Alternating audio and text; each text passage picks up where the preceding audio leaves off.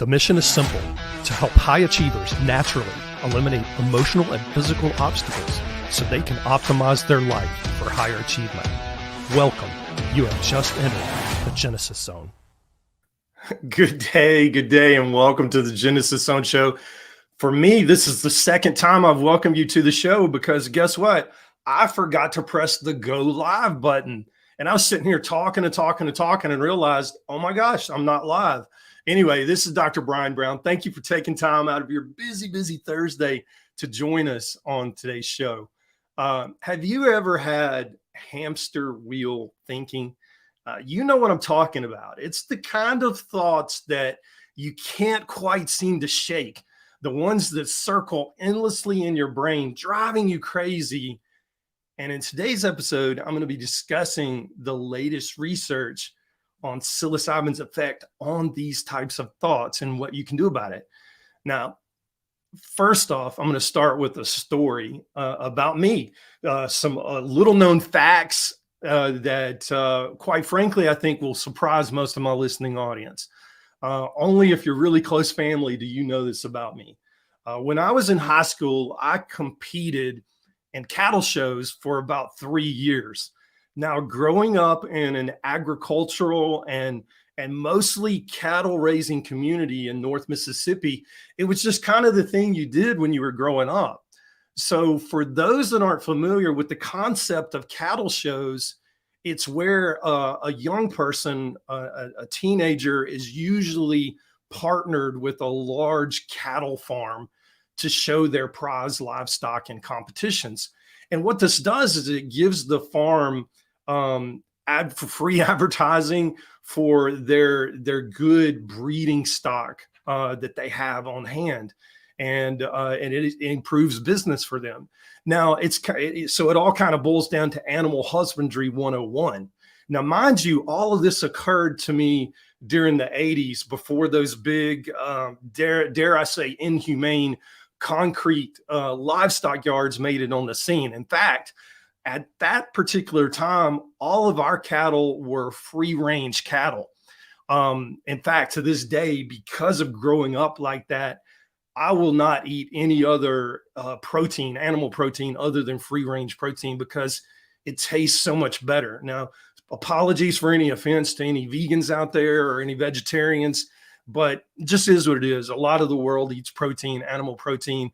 And I will have to say from experience that free range protein is best. But anyway, preparing for a show when you're a teenager means that the livestock that you're taking care of lives in some pretty posh conditions. Okay, you bathe this animal every single day.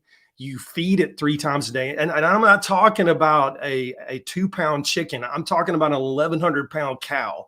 You bathe it every day. You feed it 3 times a day. You give it special attention. You exercise the animal every day, twice a day. And you teach the animal, you work with the animal on how to stand in a particular show stance for the big day of the competition. Now, I actually have some pretty funny stories about being knocked flat on my butt by being headbutted by cows and bulls, and being kicked by cows and bulls, and even being dragged on the ground when my 1,100-pound friend decided to run instead of walk. But those experiences taught me a lot. I learned a lot about responsibility, and I learned a lot about patience during that time. But I learned more about biology. Now, don't let your mind go where I think your mind is going. That's not what I'm talking about. I'm bringing it around to today's point. I recall the first time that I learned the word rumination and what rumination actually meant. It has to do with ruminant animals. You see, an animal that has multiple chambers in its stomach and chews on its cud is a ruminant animal. This includes cows and goats and sheep, bison, deer, elk, just to name a few. Now, you may be wondering, where am I going with this? Well, as I mentioned in today's title, we're talking about hamster wheel thinking. Now, the fancy term for this in psychiatry and in psychology is, you guessed it, ruminating thoughts. Think about that for a minute. A cow chews on its cud. We chew on our thoughts. That's where that comes from, ruminating thoughts. I like to call it hamster wheel thinking. It's easier for people to get that image in their head. And the kind of thinking I'm talking about. You may have even had some of these types of thoughts at some point in your life. Now, the type of thoughts you chew on all day long are the ones that are ruminating thoughts, and you can't quite seem to get them out of your head. In fact, when you have ruminating thoughts, they literally drive you batty. Kind of like one of those weird songs that you've heard years ago, maybe even when you were a childhood, and it pops into your head and it plays on repeat over and over all day long, torturing you. Like it's literally torture to have that song playing over and over in your head. And you're thinking, how can I get rid of this?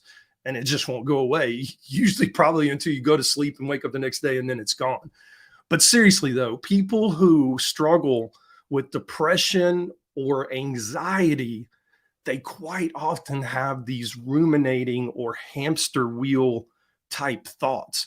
It's even a question I ask people when I'm trying to determine whether they have depression or anxiety.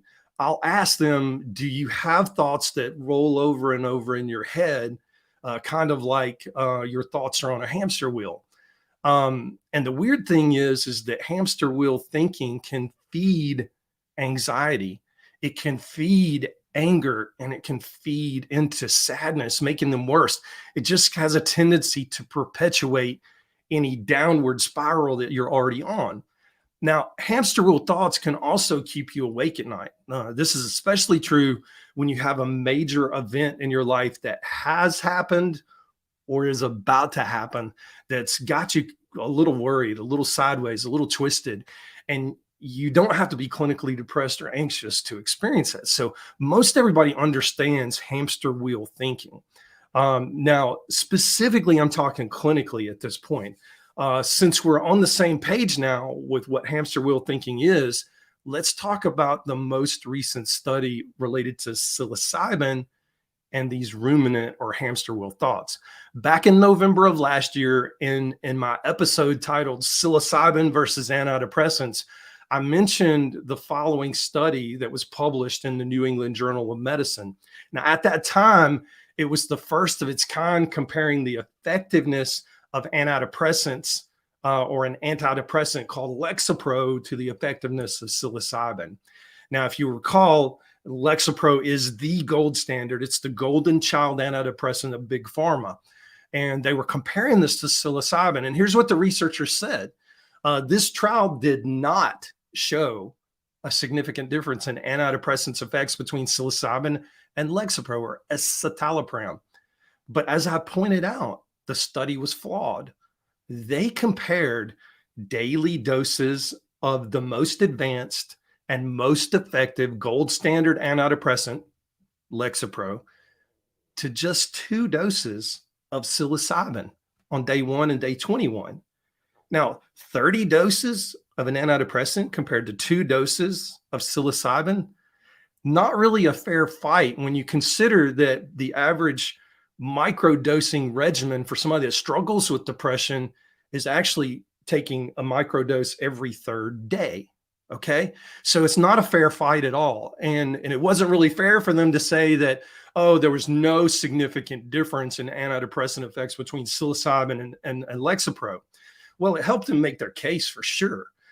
Yet amazingly, the results were equal. Okay, so think about that. We got 2 doses of psilocybin, 30 doses of Lexapro, and the results were equal, but they're downplaying it like, oh, it's no big deal. It allowed the researchers to say that psilocybin doesn't really work. It doesn't work any better than Lexapro. Do you see the flaw here? Anyway, that was our introduction into the world of psilocybin compared to antidepressants, much less the golden child of antidepressants for big pharma. And it was the first of its kind study. Now we actually have a great study that was recently published in the British Journal of Psychiatry that actually shows superiority of psilocybin over Lexapro in reducing specifically hamster wheel thinking by means of improved insight, and ego dissolution. Don't get caught up in all of that. Those are big psychology terms. But in layman's terms, this means that those who took psilocybin versus those who took Lexapro were better able to process their thoughts in a therapy setting with the therapist and thus able to resolve them more quickly. Now, the people that took Lexapro, they didn't have any extra insight. They didn't have any extra ego dissolution. Now, when we say ego dissolution, that can kind of scare people sometimes because you think, oh, well, we actually do need our ego. Now, there's some people that have huge egos and they need to dial it down a little bit. But a lot of times our ego interferes with our ability to proceed forward in therapy, to think through solutions, because it stands in the way and says, no, no, no, you don't need to do that. Nope, you're safe right here. This is familiar ground. We're going to stay on familiar ground. And what psilocybin does, as evidenced through this study, it allows the ego to dissolve just enough, temporarily enough, so that the ego can step back and you can step forward and go, okay, no, we do need to do things differently. So that's what all that means in layman's terms.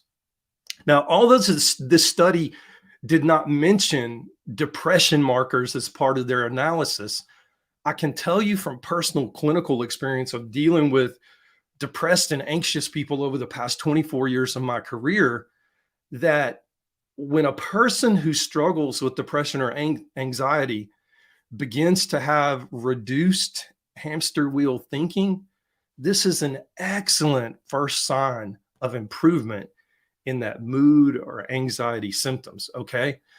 So I think it's really cool that scientists and researchers are actually beginning to look at it very objectively and saying, okay, what role does psilocybin play here? Why is it good for treating depression and anxiety? How does it work?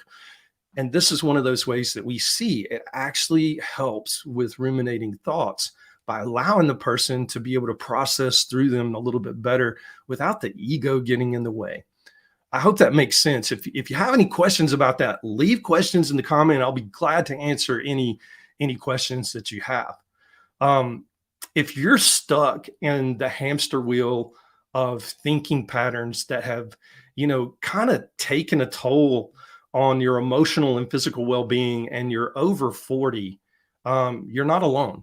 There are a lot of us out there that have had that, have dealt with it, and have moved on. And there are a lot of people who are still stuck in that. If you're one of those people, there's a faster way to get the results that you want and move past this depression, anxiety stuff by starting with the foundation of your genetics, your DNA.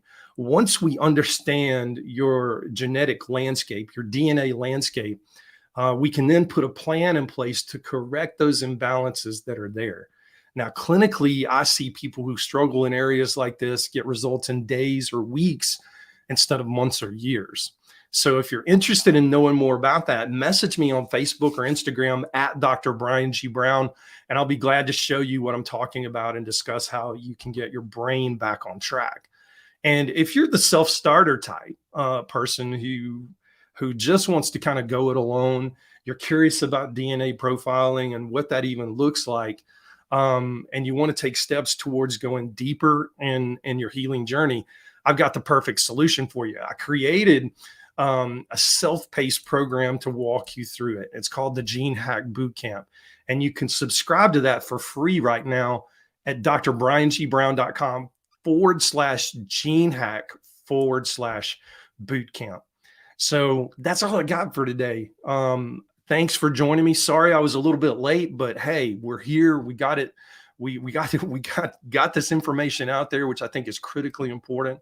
So tune in next Thursday at noon Eastern Standard Time for our next In the Zone segment, where I'll be sharing the latest research and my thoughts about that research as it relates to optimizing your brain performance and optimizing your genetics, optimizing your body on your own personal wellness journey. Most informed, most trusted, and most grateful that you spent this time with us today. Until next time, stay in the zone. I'm Dr. Brian Brown.